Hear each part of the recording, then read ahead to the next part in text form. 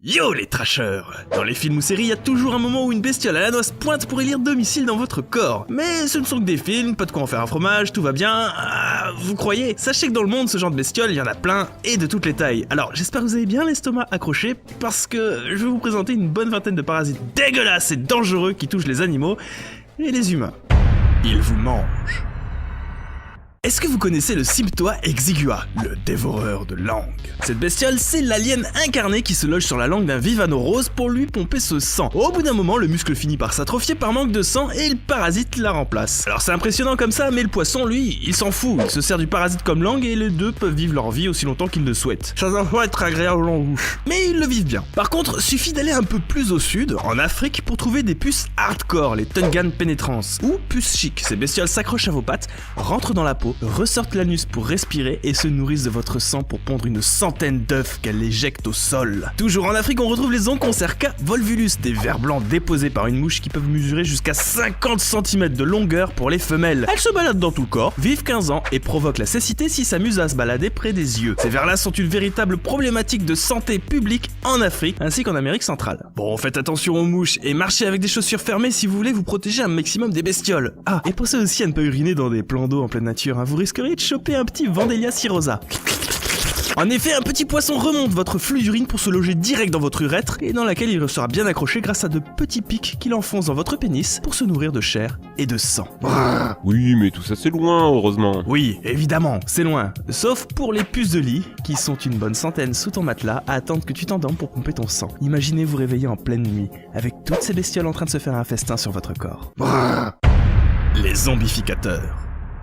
Certains parasites, lorsqu'ils trouvent un hôte, vont jusqu'à modifier le comportement de ce dernier, faisant de lui un esclave soumis à sa volonté. Oui, un peu comme des Goa'uld. Sauf que ça se finit souvent en suicide. Vous avez par exemple le Sacculina carcini, un crustacé parasite du crabe, véritable malédiction de ces derniers. En effet, lorsque celui-ci est infecté, une protubérance apparaît au niveau de son appareil génital. Le crabe devient stérile, ses pinces ne grandissent plus, ne peuvent plus se reconstituer et il ne peut plus muer. Le crabe devient alors esclave à vie du parasite. Pire, quand le Sacculina carcini se reproduit, le crabe va développer un instinct maternel pour les œufs, les protégeant comme si c'était les siens. Bon, au moins le crabe reste en vie, hein, on va dire, c'est déjà ça. Oui, parce que c'est pas le cas des araignées piquées par la guêpe Hymenopymesis argyrafaga. En effet, après une piqûre, la guêpe dépose un œuf dans la pauvre araignée. Cette dernière vit sa vie tranquille jusqu'au jour où l'œuf va éclore, il va grandir dans l'araignée. Ouais, il va lui dicter de créer une sorte de cocon avec sa soie. Un cocon que jamais elle ne ferait d'elle-même et qui va servir à la guêpe d'achever sa croissance, tuant son hôte au passage. Des parasites qui poussent au suicide pour compléter leur cycle de reproduction, il y en a plein. Notamment le Leucochloridium paradoxum qui prend la place des antennes de l'escargot pour forcer à se faire bouffer. Le protozoaire Toxoplasma gondii, quant à lui, c'est un parasite des chats qui manipule les rats pour se faire bouffer en rendant l'urine des félins sexy. Ou encore le Nématomorphe Spinochordate tellini,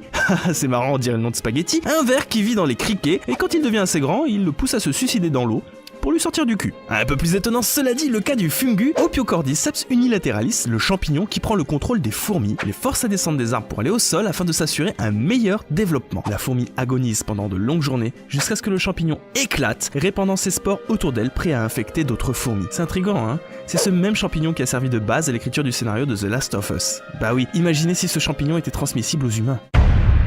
Les pondeurs.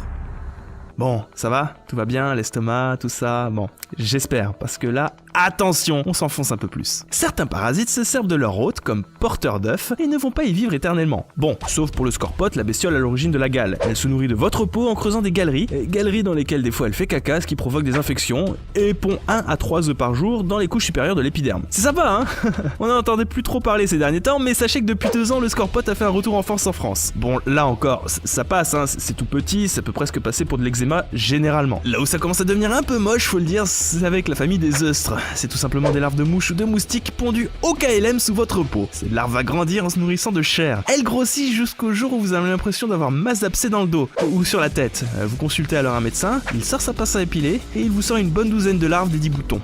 Voilà, c'est ça un oeustre, bon appétit. Enfin, vous avez les plus dangereuses, Cochliomia omnivorax ou Lucille bouchère, qui il y a une vingtaine d'années a littéralement menacé l'humanité. Cette mouche pond jusqu'à 400 œufs directement dans vos plaies, même les plus petites, pour que les larves puissent se répandre dans les tissus. Mais attendez, c'est pas tout. La plaie va alors émettre une odeur particulière, attirant les autres mouches lucili qui vont elles-mêmes pondre au même endroit. 400 œufs, plus 400 œufs, plus 400 œufs. La victime finit généralement rongée de l'intérieur après une quinzaine de jours. les parasites intestinaux. Vous vous êtes déjà demandé ce qui pouvait grouiller à l'intérieur de votre estomac. Laissez-moi vous présenter l'Ascaris lubricoide. Il est capable de vivre jusqu'à 2 ans tout en pondant, accrochez-vous, jusqu'à 200 000 œufs par jour. Imaginez comment ça grouille à l'intérieur de vous. Surtout que le processus de maturation du bousin est quand même assez hardcore. Les larves se baladent easy dans la veine porte, grandissent dans les poumons, remontent jusqu'à la trachée, point à partir duquel vous les avalez pour qu'ils puissent tranquillou se reproduire dans l'estomac. Oh, et attendez, je vous ai pas parlé de la star en la matière, le ténia, aka le ver solitaire. Lui, pas de soucis, si vous voulez le choper, il vous suffit d'avoir un peu de viande crue de porc ou de bovin, ça suffit. D'ailleurs, à ce propos, aux États-Unis, c'est un des régimes à la mode. Vous allez sur internet et commandez des pilules d'œufs de ver solitaire. Vous les ingurgitez et à vous la bouffe à volonté à 0 calories ou presque. True story de ouf. Oui, parce qu'en fait, ce ver qui peut mesurer jusqu'à 9 mètres, oui, 9 mètres, se nourrit de ce que vous bouffez et vous laisse de quoi pas trop crever de faim. Un truc un peu con, ça va de soi et vous êtes très vulnérable et potentiellement fiévreux, fatigué et ça cause des lésions cutanées. Bref, oubliez ça. Enfin, je suis obligé de vous parler des oxyures, ces petits vers qui infestent vos intestins et que vous avez peut-être chopé sans vous en rendre compte. Ces bestioles-là sont la plaie des écoles maternelles et élémentaires tant elles se transmettent rapidement et facilement. En effet, les femelles pondent sur les aliments, les jouets, etc. Le but, se retrouver sous les ongles des enfants. Et oui, ce n'est pas pour rien qu'on vous dit de ne jamais vous ronger les ongles. Et puisque j'ai envie que vous fassiez de beaux rêves, sachez que ces vers mesurent 1 cm de long, sont blancs, gigotent dans tous les sens et que les 2/3 des victimes ne sont même pas au courant qu'elles sont contaminées. Si vous êtes du genre irritable, que vous avez récemment perdu pas mal de poids et que vous avez perdu l'appétit et que vous êtes plutôt nerveux, vous êtes certainement un des cas les plus touchés. Symbiose et nécessité du parasite. Ah, je suis sûr que je vous ai foutu une bonne trouille des familles avec toutes ces immondices, mais rassurez-vous, j'ai vomi 2-3 fois en écrivant et en montant cette vidéo, et je me suis jamais autant gratté le corps qu'en ce moment. Ouais, je suis un peu fragile, j'avoue. Plus sérieusement, vous vous dites certainement que l'humanité devrait éradiquer de la surface tous les parasites. Après tout, ils ne causent que malheur et vidéos putaclic sur le web. Pourtant, sachez que nous leur devons la vie. Oui, tout organisme vivant sont le fruit d'invasion de cellules primitives par une bactérie. Aujourd'hui, leurs descendants sont les mitochondries, qui sont littéralement la centrale à énergie de la cellule. De même pour les végétaux, s'ils ont pu voir le jour, c'est grâce à un parasite qui a été capable de transformer la lumière en énergie. Et que dire de notre flore intestinale qui grouille de petites bestioles qui vivent sur notre dos et qui pourtant sont indispensables au bon fonctionnement de notre système digestif. Alors oui, une tique n'est pas très ragoûtante, mais dites-vous bien qu'elle a sa place dans le fragile équilibre qui a été créé. Par exemple, avec les antilopes, elles passent 30% de leur temps à se toiletter et à enlever des tiques sur leur corps. Enlevons-les, avec 30% de temps en plus, elles bouffent plus. Elles grossissent, elles se reproduisent plus, trop d'antilopes, et les lions. Un festin! Surtout que si elles sont plus grosses, elles courent moins vite. Et l'herbe, elle pourrait se faire rare. Le risque, c'est alors l'extinction de l'antilope et de tout autre herbivore. Et cet exemple vaut pour tous les parasites montrés jusqu'ici. Rien n'est inutile. En tout cas, j'espère que je ne vous ai pas trop fait peur avec tout ça. Je sais qu'il y a plein d'autres parasites qui auraient mérité d'être présentés et je vous invite à m'en parler en commentaire. Avant de partir, pensez à faire péter le compteur de pouces bleus et à partager la vidéo. Des bisous. Ciao!